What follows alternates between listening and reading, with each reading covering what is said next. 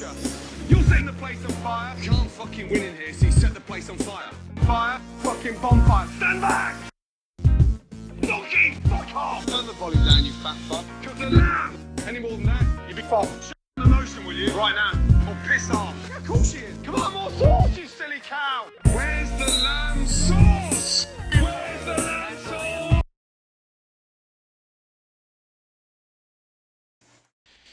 Making meatballs. I sure love meatballs. I'm going to use some stuffing mix in mine a little later here. I'm going to start off with 7% fat ground beef and equal amount, about a pound of medium spice Italian sausage. Mild Italian sausage. And I'm going to mix them up. 7% fat ground beef and some Italian sausage, mild for me. Okay, I mixed them all up. Mixed them. Grabbed my hands and I mixed them really, really good. Now we've got about 2 pounds or so, give or take, of the combined meat. Now I'm going to add some Mrs. Dash, this garlic and herb. So we get this on, go shake. Get it all in there.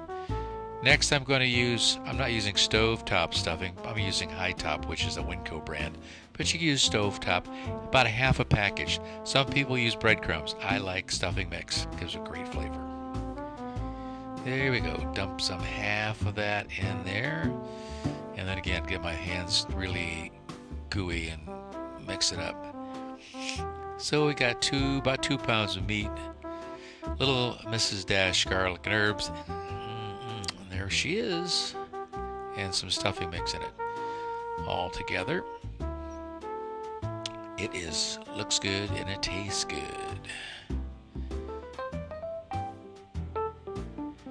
Okay, I made the meatballs, put them on the tray, and then I sprinkled them on top with more Mrs. Dash garlic and herb. Doesn't that look good? If you like tartare, you could eat it like this, but no, I gotta have mine cooked. Next thing, I'm going to load them up in the oven at 350 degrees. Take the cookie sheet out. And here we go, into the oven. I like drinking a little wine when I'm making meatballs. It makes me feel more Italian, even though I'm not. I'm not Italian at all. Sometimes I feel like it, though. Into the oven she goes. Lovely meatballs. The consistency here, you get very little get fat drippings or grease off them. And I just love them. Take them up, put them in baggies, maybe 3 or 4 in a baggie, and then I'll keep them in the refrigerator. And if I want a little snack, I'll grab a meatball. Chew on a meatball. It's great.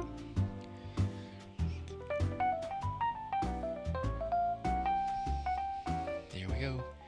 They're in the oven now, cooking. I don't know what it is about meatballs and meatloaf and cooking in an oven. They really, really look great, don't they? Wow.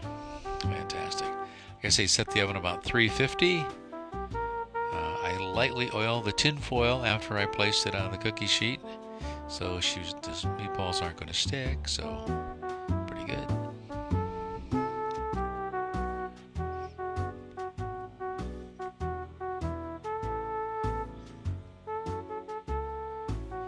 Here they come, right out of the oven. Wow, doesn't that look good?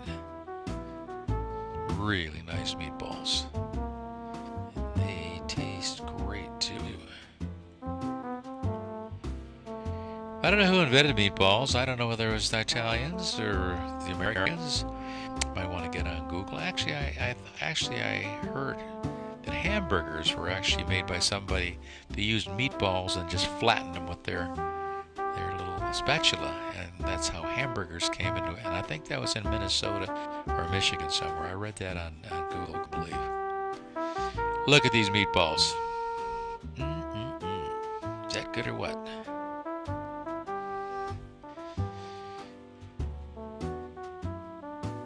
Better than just looking at the food is to grab these puppies and have a few and eat them. They are delicious. This I put 5 in a little serving dish, actually a little bowl that I use all the time. My pretty little Italian-looking, Mexican-looking dishes, bowls, cups. I love the pattern. I put 5, and with these I made a a white sauce. So I actually used a white sausage gravy, a package mix.